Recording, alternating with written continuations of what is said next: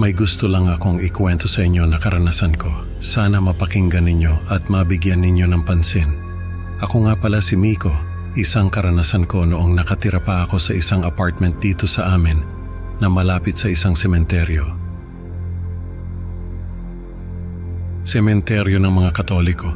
Sa gabi, may naririnig akong umiiyak mula sa sementeryo. Galing sa isang malaking puno na nasa gitna ng sementeryo. Nung una, natatakot ako kasi baka multo, pero at the same time, sobrang curious din ako. Yung parang gusto kong malaman kung sino o ano yung umiiyak. Pero dahil sa curious ako, ay nagpunta ako sa sementeryo at tinanong ko yung caretaker kung sino yung babaeng umiiyak sa puno.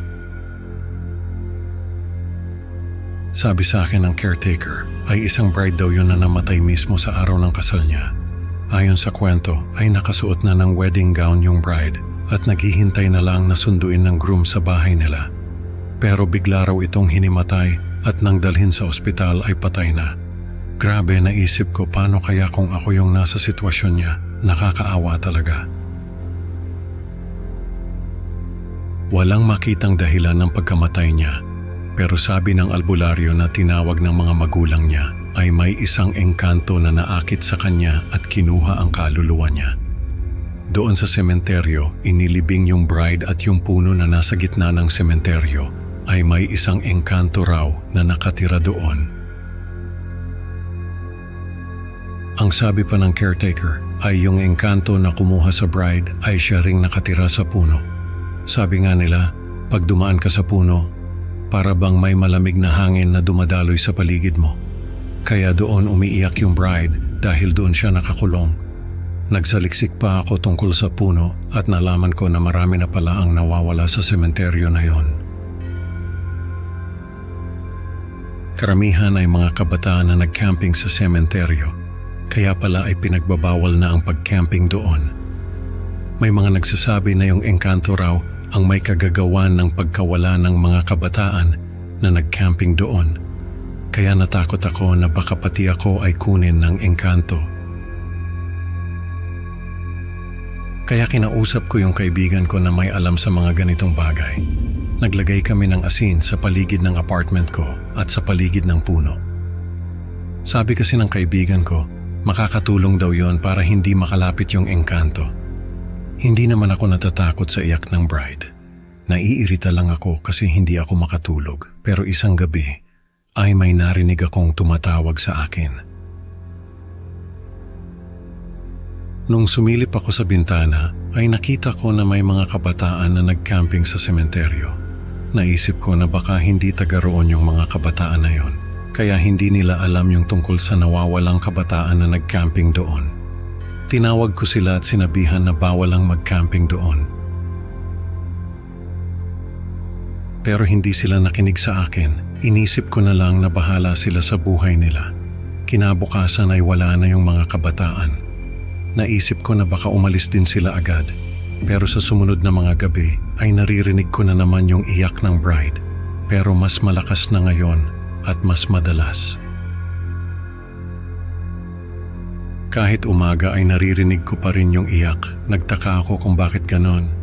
Tapos isang gabi na malakas ang ulan, ay nakita ko yung bride na nakatayo sa tabi ng kama ko at umiiyak.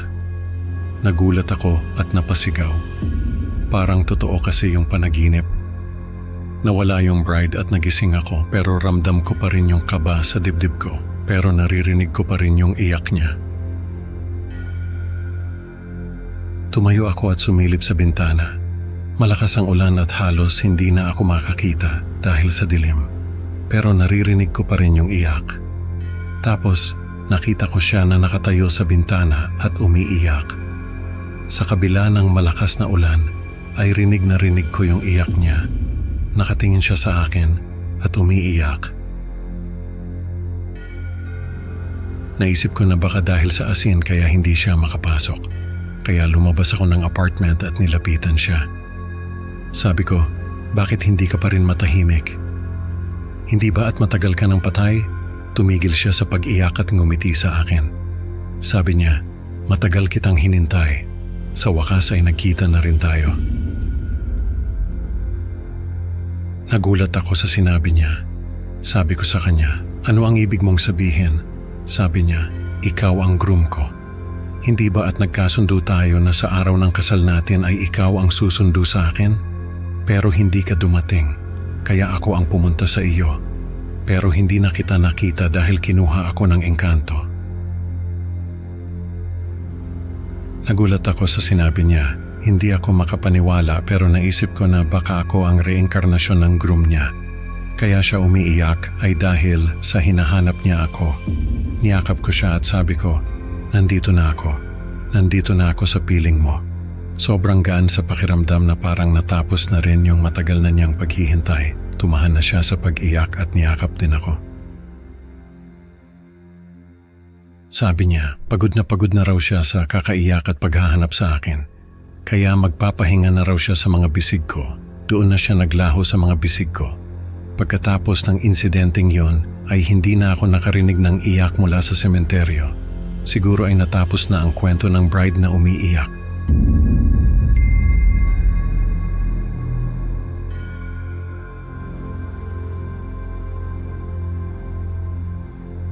Security guard po ako, may gusto lang sana akong ikwento sa inyo.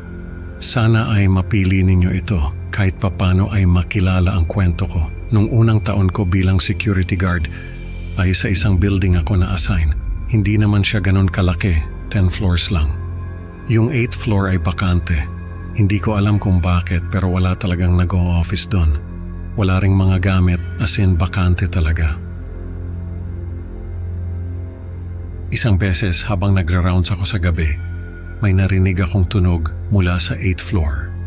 Parang may nagtatype sa keyboard. Kinabahan talaga ako. Paano magkakaroon ng nagtatype sa keyboard doon wala ngang mga computer sa 8th floor? Wala ngang tao doon Bakante nga, di ba? Para bang may bumubulong sa akin na tumakbo na lang at wag nang alamin. Pero malinaw na malinaw sa pandinig ko yung tunog ng keyboard. Nagtaka ako. Baka naman may nakapasok na kung sino doon at naglagay ng computer. Pero imposible naman yon. Paano naman niya magagawa yun nang hindi ko nalalaman? Ako lang ang security guard doon sa building at sakop ng CCTV ang buong building. Kaya imposibleng may makapasok nang hindi ko nalalaman.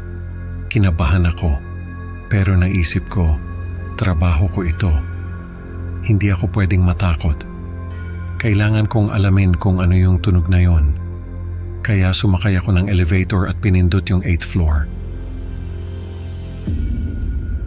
Habang umakyat yung elevator, ay naririnig ko pa rin yung tunog ng keyboard. Parang walang tigil sa pagtatype yung kung sino man yung nandoon. Pagbukas ng elevator ay unti-unti akong lumabas. Nakikiramdam ako. Ang dilim ng paligid at parang may malamig na hangin na dumaan. Yung tipong pakiramdam mo may nakatingin sa'yo kahit wala ka namang nakikita. Naririnig ko pa rin yung tunog ng keyboard. May kasabay na rin na tunog ng mouse. Parang may nagkiklik ng kung ano-ano. Galing yung tunog sa isang cubicle sa dulo ng floor. Dahan-dahan akong naglakad papunta doon.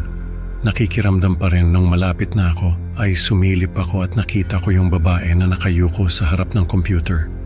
Yung buhok niya parang basang-basa, tapos nakalugay na parang nagtatago ng mukha. Nakakakilabot talaga. Nakatalikod siya sa akin. Hindi niya siguro ako naririnig kasi wala siyang reaksyon. Patuloy lang siya sa pagtatype. Hindi ko alam kung bakit, pero kinilabutan ako nung makita ko yung babae. Parang may mali sa kanya. Pero hindi ko may paliwanag kung ano. Gusto ko siyang tawagin pero parang may pumipigil sa akin. Parang may boses na nagsasabi sa akin na huwag ko siyang kausapin. Nakiramdam lang ako. Naghihintay na mapansin niya ako. Pero ilang minuto na ang lumipas ay wala pa rin siyang reaksyon. Parang hindi niya talaga ako napapansin. Tapos biglang tumigil yung tunog ng keyboard. Natahimik yung buong palapag. Naghintay ako kung ano ang susunod na mangyayari. Tapos dahan-dahang lumingon sa akin yung babae. Hindi ko na hinintay na makita yung mukha niya. Tumakbo na ako pababa. Hindi na ako sumakay ng elevator. Takot na takot ako. Hindi ko maipaliwanag kung bakit. Basta ang alam ko lang ay may mali sa babaeng yon. Hindi ko na inulit na umakyat sa 8th floor kahit na marinig ko ulit yung tunog ng keyboard. Hindi ko na lang pinapansin, ayokong makita ulit yung babae. Trauma talaga ako sa nangyari. Hanggang ngayon, naiisip ko pa rin yung babae. Parang kahit saan ako magpunta, naririnig ko pa rin yung tunog ng keyboard. Mabuti na lang at hindi ako tinanggal sa trabaho. Kahit na hindi ko na ginagawa yung rounds ko sa 8th floor, siguro ay may idea na rin yung mga boss namin kung ano ang meron doon. Nung tumagal ay nalaman ko rin kung sino yung babae na nakita ko. Dating empleyado pala siya sa building na yon. Nagpakamatay siya mismo doon sa cubicle na nakita ko. Hindi ko na lang babanggitin yung pangalan niya, pero ang sabi ay binigti niya yung sarili niya dahil sa pang-aabuso ng boss niya. Hindi ko alam kung anong klaseng pang-aabuso ang ginawa sa kanya, pero malamang ay sexual harassment. Kaya siguro walang nag-o-office sa 8th floor. Baka natatakot din sila sa babae, o baka naman ay tinatago nila ang nangyari sa kanya para hindi na kumalat pa ang kwento.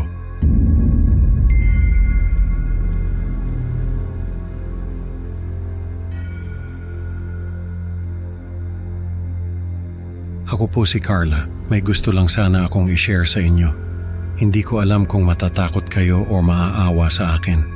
Pero ito po ang nangyari sa akin noong 2016. Galing po ako sa Maynila. Doon ako nagtatrabaho. Doon din ako nakatira. Doon na rin ako nag-aral sa kolehiyo. Pero ang pamilya ko ay nasa probinsya, sa Quezon. Doon ako lumaki. Doon ako nag-aral ng elementarya at high school. Doon din nakalibing ang mga ninuno namin. Noong 2016, namatay ang lola ko. Siya na lang yung natitirang lolo o lola namin sa pamilya. Yung mga magulang kasi ng tatay ko ay matagal nang namatay. Yung lolo naman ay na-stroke noong 2010. Si lola naman ay inatake sa puso. Nagpaalam ako sa trabaho at umuwi sa amin para makiramay. Pagkatapos ng libing ay nagpaiwan ako sa bahay ng lola ko. Sabi ko, ako na lang yung mag-aayos ng mga gamit niya. Yung mga tita at tito ko kasi ay may mga trabaho rin. Yung iba naman ay may mga negosyo na hindi pwedeng iwan. Sabi ko, ako na lang yung maglilinis ng bahay.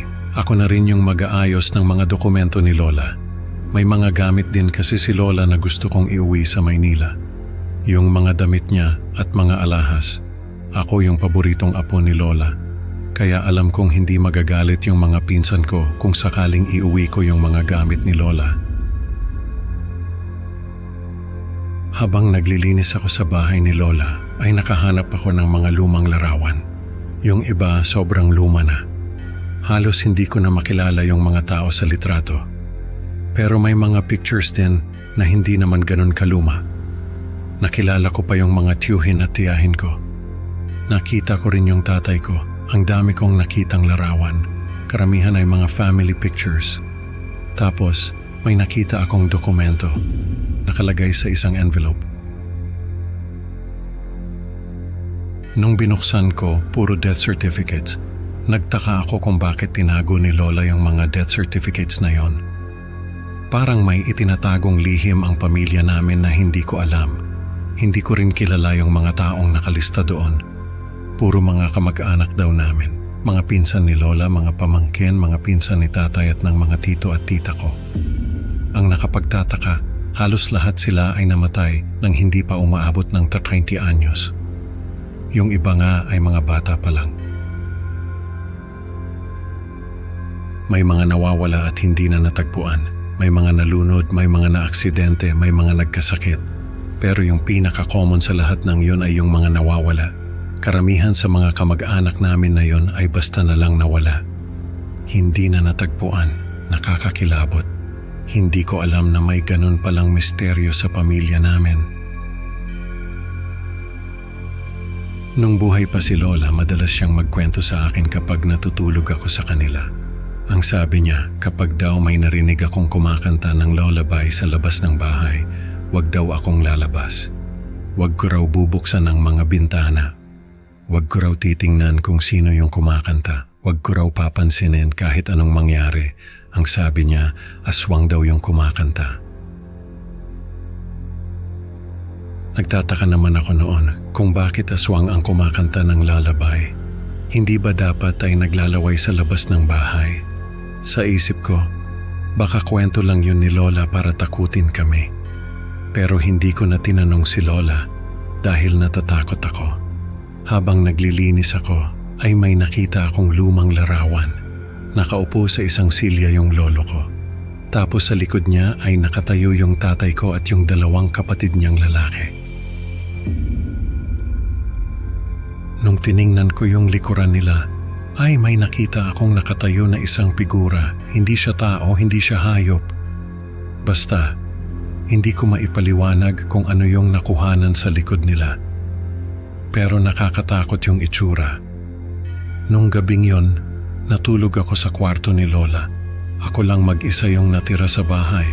Yung mga kamag-anak ko kasi ay umuwi na sa mga bahay nila. Hindi naman ako natatakot na mag-isa. Kasi sanay naman ako na mag-isa sa bahay. Kahit pa sa bahay ni Lola ay madalas ako matulog mag-isa. Pero nung gabing yon, sobrang tahimik ng paligid. Parang ang bigat ng hangin. Tapos may narinig akong kumakanta sa labas. Lullaby. Yung boses parang lumulutang sa hangin, nakakapangilabot. Naalala ko yung sabi ni Lola na wag kong papansinin yun. Kaya tinakpan ko ng unan yung tenga ko. Pero rinig na rinig ko pa rin yung boses na kumakanta. Babae yung boses, maganda yung boses niya. Nakakaantok. Pero naalala ko yung sabi ni Lola na aswang yun. Kaya hindi ko pinansin, kinabukasan naglinis ulit ako. Nasa likod ng bahay yung mga gamit ni Lola. May nakita akong kahon sa ilalim ng lababo. Pagbukas ko, may mga anting-anting. Tapos may journal si Lola. Binasa ko yung journal. Ang sabi niya, kapag daw may narinig akong kumakanta ng lullaby sa labas ng bahay, huwag ko raw papansinin. Magdasal lang daw ako ng Our Father ng 3 beses. Tapos ay sabihin ko raw yung mga katagang ito. Sa ngalan ni Jesus, ay lumayas ka sa harapan ko. Hindi ako natatakot sa iyo dahil hindi ka naman totoo. Yun daw yung sasabihin ko. Tapos ay magdasal ulit ng Our Father ng 3 beses. Sa susunod na gabi, may narinig na naman akong kumakanta sa labas. Pero hindi ko pinansin kahit na sobrang bilis ng tibok ng puso ko. Nagdasal ako ng Our Father ng 3 beses. Nanginginig pa yung boses ko sa takot. Tapos sinabi ko yung mga kataga na nasa journal ni Lola. Tapos nagdasal ulit ako. Kinabukasan may narinig akong umiiyak sa kapitbahay. Nung tanungin ko kung ano yung nangyari, ay nalaman ko na may namatay na aso sa kanila. Paglabas ko ng gate, ay nakita ko yung aso nila na nakahandusay sa gitna ng kalsada. Wala na yung tiyan. Parang kinain yung laman loob. Na alala ko yung kumakanta ng lullaby, yung aswang. Nagdasal ako para sa aso. Nung huling gabi ko sa bahay ni Lola, ay narinig ko na naman yung kumakanta ng lullaby. Pero hindi na ako natakot. Nagdasal ako. Sinabi ko yung mga kataga na nasa journal ni Lola. Nagdasal ulit ako. Pero hindi pa rin nawawala yung boses. Kumakanta pa rin. Tapos may narinig akong kaluskos sa bubong, parang may naglalakad doon. Tumayo ako, kumuha ako ng anting-anting sa kahon ni Lola. Tapos lumabas ako ng kwarto. Nakita ko yung kisame, may bumabakat na paa, parang may nakatayo sa bubong. Tapos narinig ko yung pag-atake, may narinig akong naglalaway sa bubong. Tumakbo ako palabas ng bahay. Nakita ko yung nilalang sa bubong. Parang paniki na sobrang laki, pero yung mukha niya parang tao na hindi maipaliwanag. Nakakatakot talaga, parang bangungot na nagkatotoo. Sabi ko, sa ngalan ni Jesus ay lumayas ka sa harapan ko. Hindi ako natatakot sa iyo dahil hindi ka naman totoo. Sabay-saboy ng asin sa kanya. Sumigaw siya, parang nasusunog yung balat niya, umuusok pa nga. Tapos biglang lumipad palayo, parang natakot din siya. Tumakbo ako sa bahay ng kapitbahay. Sabi ko, may aswang sa bubong, pinasok nila yung bahay pero wala silang nakita. Kinabukasan, dumating yung tito ko. Sabi ko, pabendisyonan niya yung bahay. Pari kasi yung tito ko. Pabendisyonan daw ba? Sabi ko, pabendisyonan niya yung buong bahay. Ginawa naman ni tito. Pero ako, natatakot pa rin. Kasi alam kong babalik yung aswang na yon. Sa ngayon ako pa rin yung nakatira sa bahay ni Lola. Wala kasing gustong tumira dito. Takot sila sa multo ni Lola. Ako naman, hindi ako natatakot kay Lola. Natatakot ako sa aswang na yon. Dahil kahit na anong gawin ko, ay naririnig ko pa rin yung kumakanta ng lullaby sa labas ng bahay. Hindi ko na lang pinapansin. Pero alam kong naghihintay lang yun ng pagkakataon na atakihin ako. Kahit na anong gawin ko, parang lagi siyang nasa paligid, nagmamasid, naghihintay ng tamang oras, nakakapagod, pero kailangan kong maging matatag. Yung kaluskos sa bubong, naririnig ko pa rin. Yung paglalaway, naririnig ko pa rin. Pero hindi ko na lang pinapansin dahil alam kong naghihintay lang yon na matakot ako para makahanap siya ng butas para atakihin ako. Pero hindi ako natatakot, hindi ako natatakot, hindi ako natatakot. Sa ngalan ni Jesus ay lumayas ka sa harapan ko. Hindi ako natatakot sa iyo dahil hindi ka naman totoo, hindi ka naman totoo.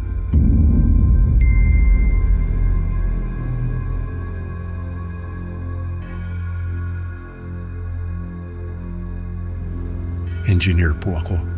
Isa sa mga trabaho ko ay ang pag-inspect ng mga tulay. Tinitingnan ko kung may mga crack ba sa mga poste, kung may mga kalawang ba sa mga bakal, kung may mga bahagi ba na kailangan ng palitan, o kung may mga bahagi ba na hindi maayos ang pagkakagawa. Marami na akong na-inspect na tulay sa Pilipinas. Isa na doon yung tulay na may masamang reputasyon sa mga nakatira malapit doon. Sabi nila may nagpapakita raw doon na kung ano kapag gabi. May mga nawawala raw na tao doon at kung ano-ano pang mga kwento. Hindi ko na lang babanggitin kung anong tulay yon para hindi ako makasira sa reputasyon ng tulay na yon. Nung ako na ang nag-inspect sa tulay na yon, may napansin akong kakaiba sa pagitan ng mga girder. Isang lumang camcorder na puro alikabok, parang matagal nang nakatago at nakalimutan na.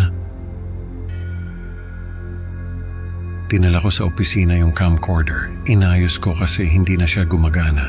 Nung gumana na, sinimulan kong panoorin yung mga video. Ang mga video ay kuha ng isang dating caretaker ng tulay. Nagre-record siya ng mga ginagawa niya sa gabi. Siguro ay para hindi siya antukin. Nakakatawa yung mga unang video. Nagkukwento siya ng mga bagay na kinatatakutan niya. Nagpapatawa siya, nagbibiro. May isang video na naglalakad siya sa tulay. Tapos may dumaan na sasakyan. Sabi niya, papatayin daw siya ng driver kapag nalaman na kinukunan niya yung sasakyan nito. Habang tumatagal, nagiging madilim na yung mga video. Yung mga kwento niya para bang lumalakas yung hangin sa paligid. Tapos parang may mga aninong gumagalaw sa likod niya. Nakakakilabot talaga. Nagkukwento na siya ng mga nangyayaring kababalaghan sa tulay. May nagpaparamdam daw sa kanya. May mga boses na tumatawag sa pangalan niya. May mga anino na sumusunod sa kanya. May mga naglalakad na tao sa tulay kahit wala naman. May mga matang nakatingin sa kanya mula sa kadiliman. Sabi niya may demonyo raw na nakatira sa ilalim ng tulay. May isang video na naglalakad siya sa tulay. Tapos biglang napahinto. Sabi niya, nakita niya raw yung demonyo. Tapos tumakbo siya papunta doon sa demonyo. Nakita ko na may dalawang nagliliwanag na mata sa dulo ng tulay. Tumakbo rin yung tagapagbantay papunta doon sa demonyo.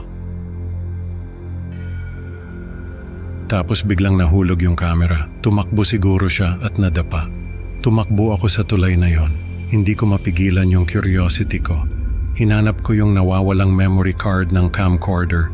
Kailangan kong malaman kung ano pa yung mga nangyari. Alam ko kung saan hahanapin, sa ilalim ng tulay. May sikreto akong alam tungkol sa tulay na yon. May maliit na silid sa ilalim ng tulay. Hindi yun alam ng karamihan. Pero ako, alam ko kung paano makarating doon. Marami ng taong nawawala sa tulay na yon. May hinala ako na yung silid na yon ang dahilan kung bakit nawawala yung mga tao. Pumunta ako doon. Nakita ko yung tagapagbantay. Isa na siya sa mga tortured spirits na nakulong doon. Sabi niya sa akin, tumakbo raw ako palabas. Huwag daw akong magpapakita sa demonyo. Huwag daw akong makikipag-usap sa demonyo. Huwag daw akong makikipag-deal sa demonyo. Huwag daw akong titingin sa mga mata ng demonyo. Tumakbo na sana ako palabas. Pero nakita ko yung demonyo. Yung mga mata niya, parang apoy na nagliliyab. At yung presensya niya, para bang biglang lumamig yung paligid. Nakakatakot talaga. Nakita ko yung memory card sa tabi niya. Sabi niya, sumama raw ako sa kanya. Ipapakita niya sa akin ang lahat ng gusto kong makita. Sasabihin niya sa akin ang lahat ng gusto kong malaman. Bibigyan niya ako ng lahat ng gusto ko. Basta sumama lang ako sa kanya. Tumakbo ako palabas, kinuha ko yung memory card. Tumakbo ako palabas at hindi na lumingon. Hindi ko na kayang i-inspect yung tulay na yon. Parang kahit saan ako tumingin, may nakikita akong anino. Hindi ko na kayang i-inspect ang kahit anong tulay. Parang may bumabalot na takot sa akin kahit saan ako magpunta. Dahil sa karanasan ko na yon, nagbago yung paningin ko sa mundo. Yung mga bagay na dati kong tinatawanan, ngayon kinatatakutan ko na. Parang lahat ng sulok may nakatago na lihim. Dati, wala talaga akong pakialam sa mga nagpaparamdam. Para sa akin, kwento-kwento lang yon, mga pamahiin na walang basehan, pero ngayon, natatakot na ako sa kanila.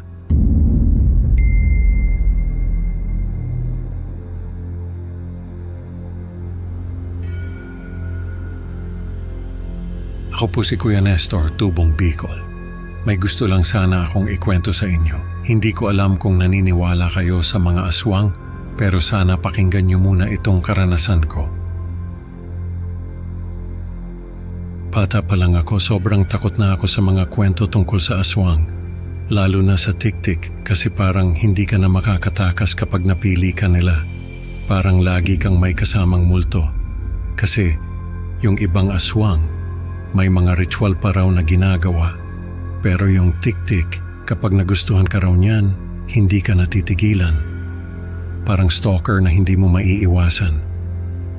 Kaya nga, nung magbakasyon ako sa probinsya, tapos makarinig ako ng tik-tik, halos hindi ako makatulog.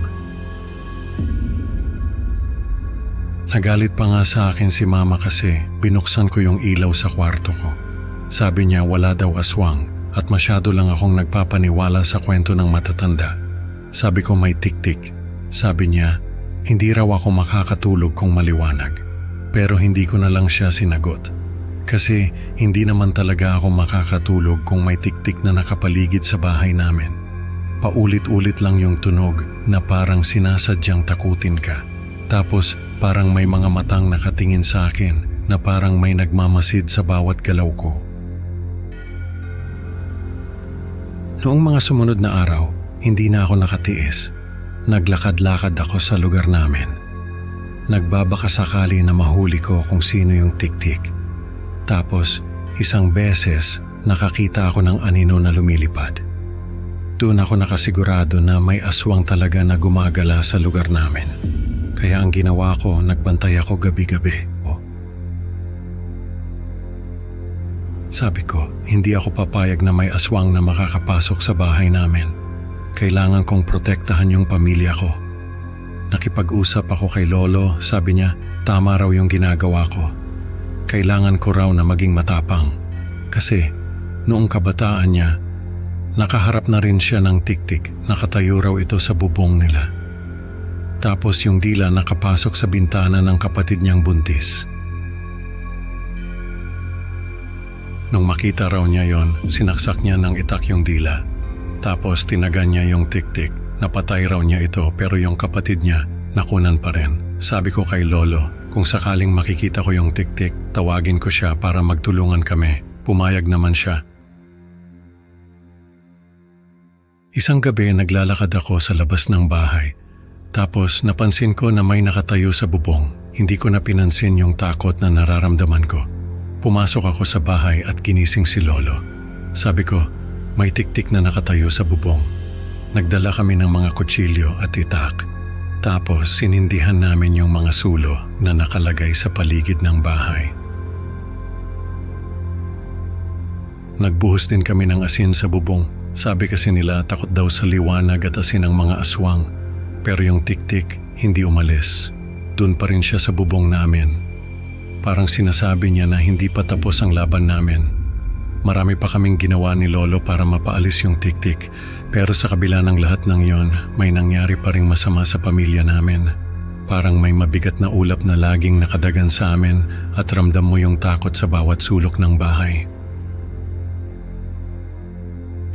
Nawalan kami ng isang mahal sa buhay. Hanggang ngayon, nagbabantay pa rin ako. Hindi ko na hinayaan na matakot pa ako. Sabi ko sa sarili ko, hindi ko hahayaang mangyari ulit yung nangyari sa amin. Kailangan kong maging matapang para sa pamilya ko. Sabi ko nga sa mga anak ko, kapag narinig nila yung tunog ng tiktik, gisingin nila ako. Para kahit papaano, may pasa ko sa kanila yung kaalaman ko. Para sa susunod na henerasyon, may makakaharap pa rin sa tiktik na yon. Kasi hanggang ngayon naririnig ko pa rin yung tunog niya.